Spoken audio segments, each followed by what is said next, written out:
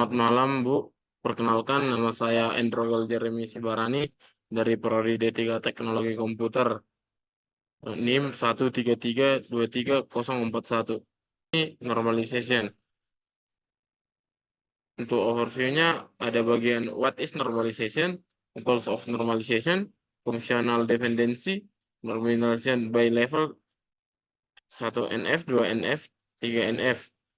Dan yang terakhir, just do it by case. Normalisasi adalah suatu proses untuk mengevaluasi dan memperbaiki struktur tabel agar fungsi dan data yang diminimalkan.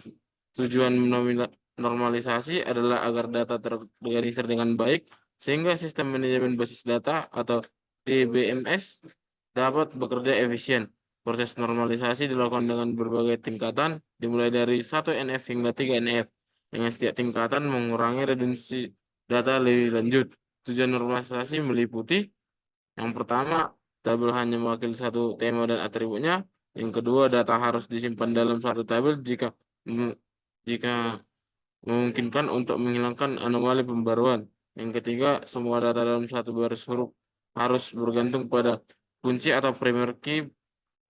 Dan yang keempat, tidak ada anomali pembaruan, penyisipan, atau penghapusan sehingga integritas dan konsistensi terjaga.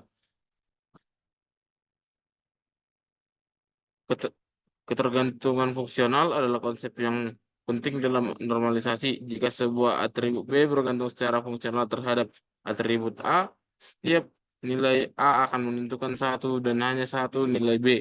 Hal ini penting dan memastikan konsistensi data. Normalisasi dilakukan beberapa tingkatan, diantaranya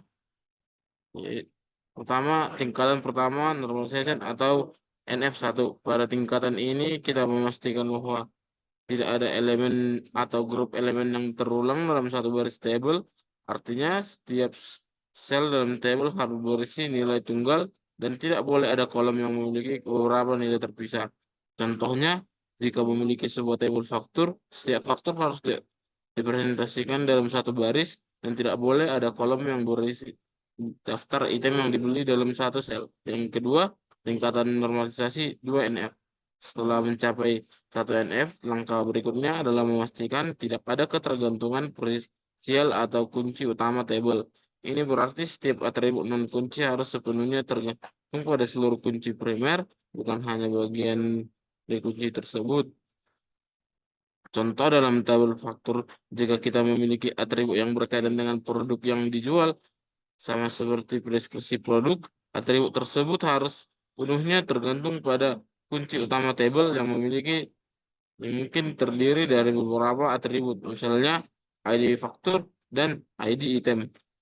Yang ketiga, N3NF. Pada tingkat ini kita memastikan tidak ada tergantungnya pada atribut non kunci, artinya setiap atribut non kunci harus bergantung pada kunci utama tabel dan tidak boleh ada tergantungan terselip antara non atribut kunci. Sebagai contoh, jika kita memiliki sebuah tabel faktor dengan atribut seperti alamat pelanggan seharusnya tidak bergantung pada atribut lain seperti nomor telepon pelanggan. Sekian dari saya, terima kasih, Bu.